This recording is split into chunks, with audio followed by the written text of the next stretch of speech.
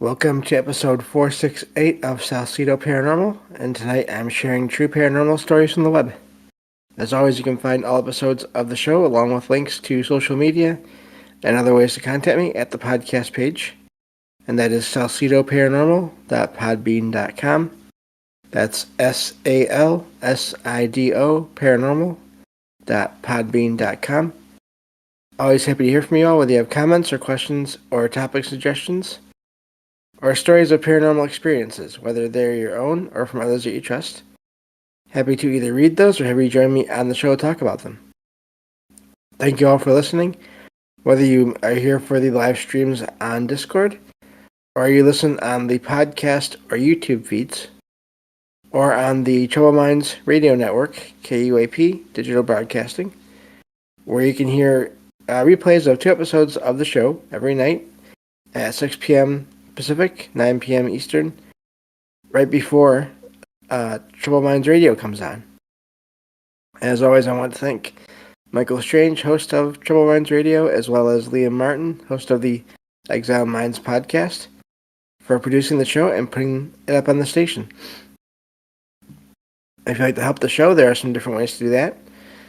All help is always appreciated, never expected, but that's anything that you can do to help get the show out there more is definitely a good thing.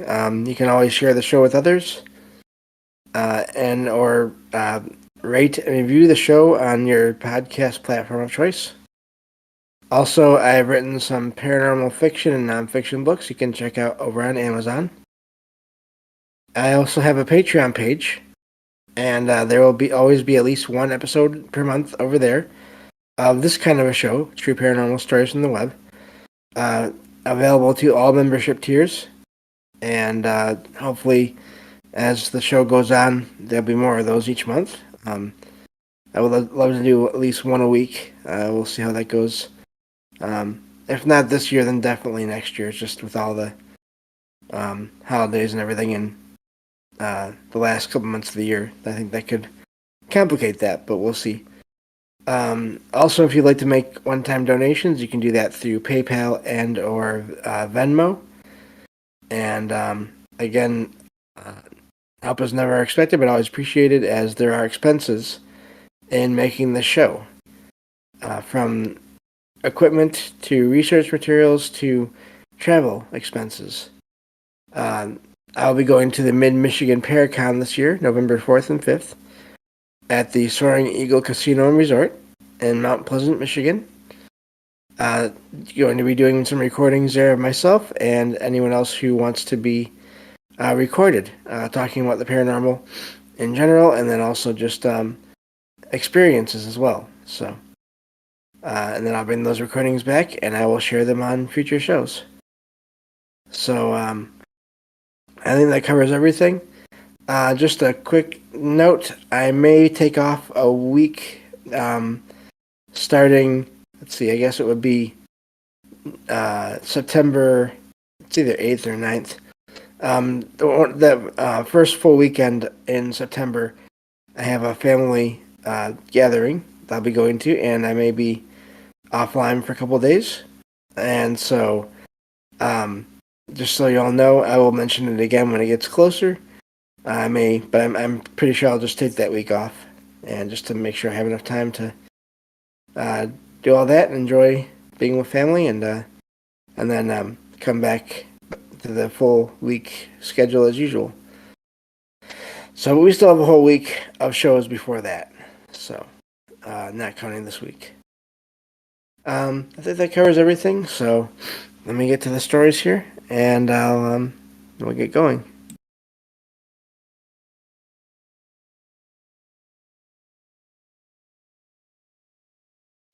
Okay, so this first story says, let me see. Okay, my aunt lived with my parents and I for 16 years and passed away recently.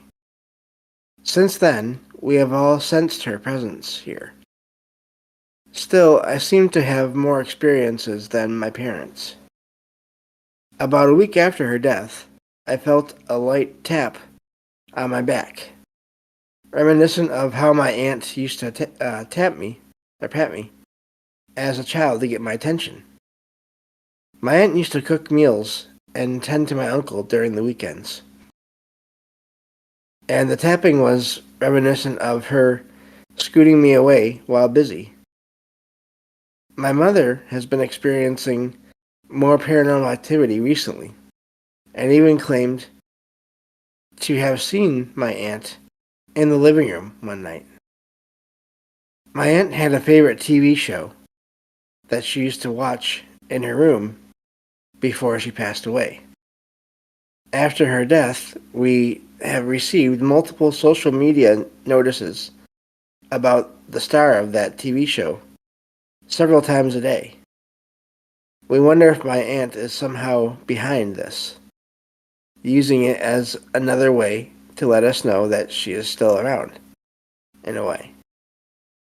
I have been wondering what would happen if we put the TV show on in my aunt's room to see if there's any reaction or further signs of her presence. So that's where that story ends. And I wonder about that last part as far as, is that sort of a something that is maybe people might think of more now than they used to because of how popular paranormal investigation shows are and just stories of these kinds of things. Or it just could be that the writer is really interested in these things anyway and sort of just came up with this thought on their own, which either way is it's really an amazing idea in a way, but also I would think, I don't know. I don't know how I feel about that one. I feel like maybe that might or might not work, and it might lead to sort of either nothing happening, which might sort of make everyone sad, or false positives. And I don't even know for sure what that would what that would mean, but yeah, I don't know if I would want to do that or not. But I tend to take the approach of just letting things happen and making note of them. I try not to. Really, I don't want to try to ask for things to happen either directly or sort of indirectly in the way that this writer in the story here is thinking of. Not that I'm saying people can't do that, but I've heard stories of people trying different things, and in some cases it's stuff like that, or it's people getting really getting into the whole electronic voice phenomenon uh, um, field or practice, or getting deep into that where they're recording all the time, and it sort of starts to take over their life, and they start getting messages that don't fit with who they're looking for any number of reasons. I think that can be, and like anything, things can be overdone, and so I'd worry about that. But so I wouldn't want to do that, but that's just me.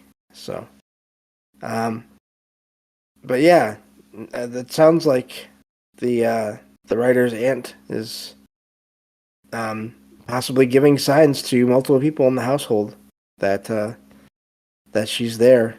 Maybe I'm not sure if it's just saying goodbye in these different ways, just to sort of just these few incidents where they were all sort of a collective, sort of a wave goodbye, or if she really is sticking around a lot more for whatever reason, then it could be why she's sort of getting their attention. So I don't know, but I would say as long as there's no negative feelings there, I wouldn't I would be interested in knowing what else happens.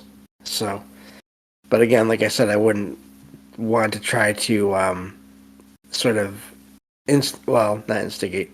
I wouldn't want to try to get more activity going. Is I guess what I would say to that. So. Anyway, moving on to the next story here. This one says, I was at a friend's house one holiday season, though we were just visiting, not really celebrating anything at the time. As we were talking, I saw a man standing next to her with his hand on her shoulder. I described the man to her. He wore blue jeans and a black shirt, had a thick mustache, and slick dark hair. My friend showed me a photo of her dad, and we realized he was the man I had seen. My friend was a little frightened at first, but it was a comforting experience in the end. And that's where that story ends. I can understand the initial response of being frightened, especially when it's your own relative and someone else has seen them, and all kinds of thoughts may be going through your mind. Is it really them? But I think maybe what I'm hoping is that that comforting feeling is something that also came from, hopefully, this writer's friend's father, to kind of let them know that it was him. And I would think as long as there's no other activity there, then that would be maybe a good sign that it was just a one-time thing, sort of a one-time message. Again, like I talk about sometimes, and maybe the friend wasn't sort of able to, or wasn't sensitive enough at the time. Maybe depending on even how long it had been between the friend's father passing and then when this happened. If it was too close, then I could see them being distracted. But yeah, those are always amazing stories when you hear about loved ones that reappear or that appear, and the people that they're close to don't see them, but someone else nearby, physically nearby, does, and then you get that description to the loved one, and then it matches someone that the witness may not even know. Maybe someone that they never met before, while that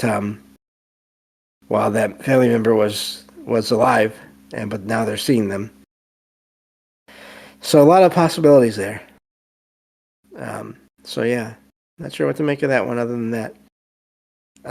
So moving on to the next one. This says, this happened while I worked night shift at an abandoned hospital. Despite being a skeptic, something eerie and unexplained happened that prompted me to quit. A coworker wasn't able to make it one night, leaving me alone at the hospital. During this shift, I heard a faint mechanical noise coming from the basement. I thought it might be old pipes or a draft causing a noise. Despite my skepticism, I decided to investigate. Once I got down to the basement, I felt uneasy. I found a room filled with shelves and cardboard boxes of documents. While investigating, I felt a rush of air behind me, as if someone walked by, sending a chill down my spine. I hesitated, but didn't turn around. I felt like I had to leave the basement. As I headed to the exit, the door I had left open slammed shut deliberately. No breeze or draft could have done that. I don't know if it was paranormal, a coincidence, or an encounter with a trespasser. If it was a person, I didn't hear any other sounds from them.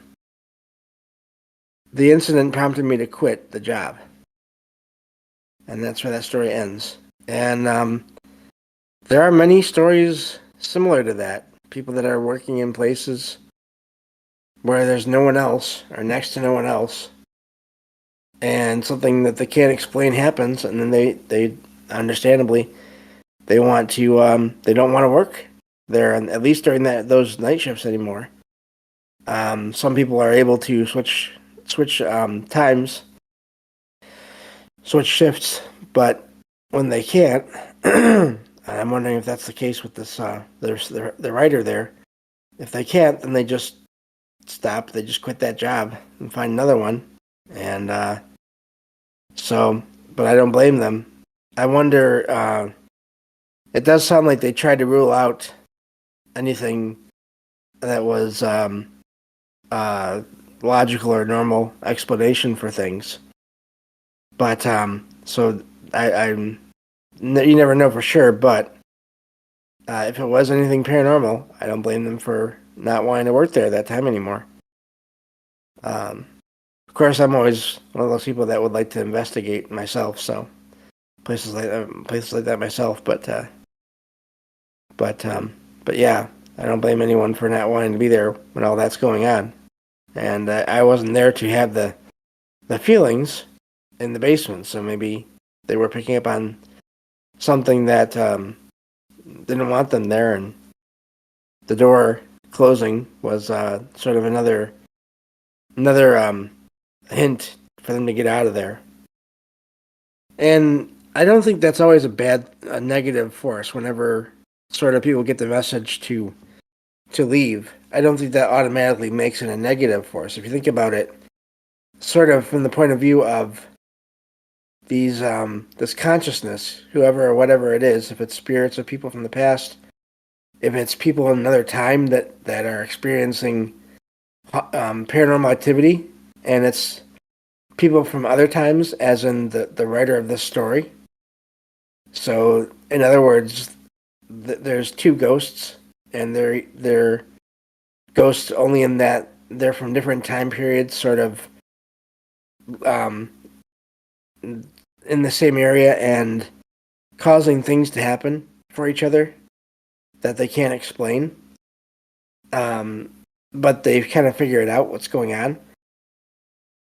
Maybe that place isn't abandoned in this other person's time, and they're getting freaked out by the sense of a presence in the basement, in the building, and they want that presence to go, and they're kind of trying to get out of the way of it, and then also sort of get it to leave. And and again, this other presence is the writer of the story. I always wonder how many paranormal experiences come down to that, where it's people sort of being ghosts for each other, or the source of paranormal activity for each other without even realizing it. Just a thought. I don't know for sure, but I wouldn't be surprised that does happen in many cases. So, I think I'm gonna. Oh, there's here. Yeah. So I'll go on to the next story here. This one says, this happened in late 1994. I saw a cloud image in the sky on the east side of an airport, looking west. The cloud image resembled a detailed jester or a joker figure and was deliberately formed. I watched the image for about 30 minutes as it faded into random shapes due to moving clouds. As far as I could tell, the image height was around 5 miles, possibly starting at 3,000 feet and extending up to 8,000 feet or more. I don't know about those numbers, but still, just stepping out of the story for a second, it does sound like it was this massive figure in the sky made of clouds. Getting back into the story here. The shape seemed to have three-dimensional features. This happened in the middle of the day. I wonder about the creation of the image. Are tools like cloudbusters or other technology from space, or using RF signals, responsible for the size and detail? I didn't have a camera at the time, as smartphones didn't exist in 1994, and I was working without easy access to a disposable camera. I wonder if anyone else has seen a similar gesture, in quotation marks there, cloud image. So, and that's where that story ends. I've heard of some odd, um, where people sort of, like the idea of pareidolia, I believe, where people see images in the clouds and they sort of look like things to them. Um, just different animals, whatever, different shapes, airplanes, even.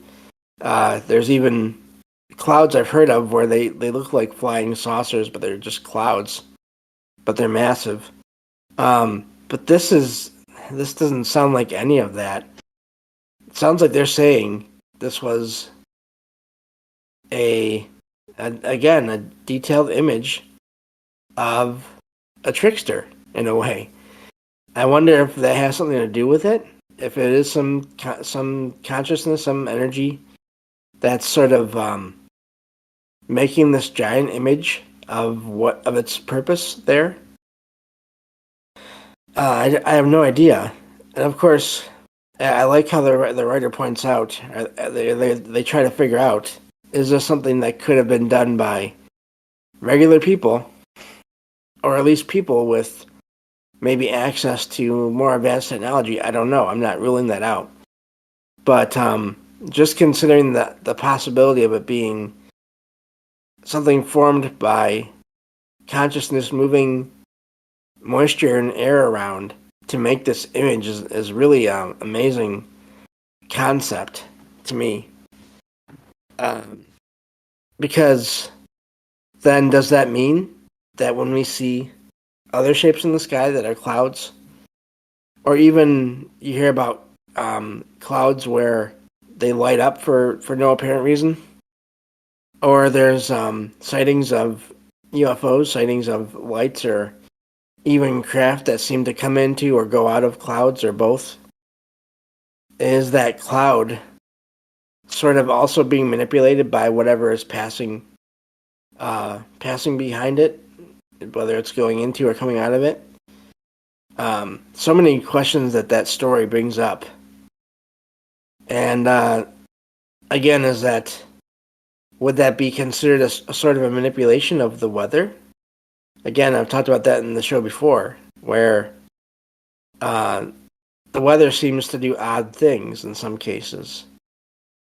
And there's even stories of people who, who have experiences with the paranormal while there's thunderstorms, and they think, and I don't blame them, they wonder if the thunderstorms are sort of either enhancing or generating the activity.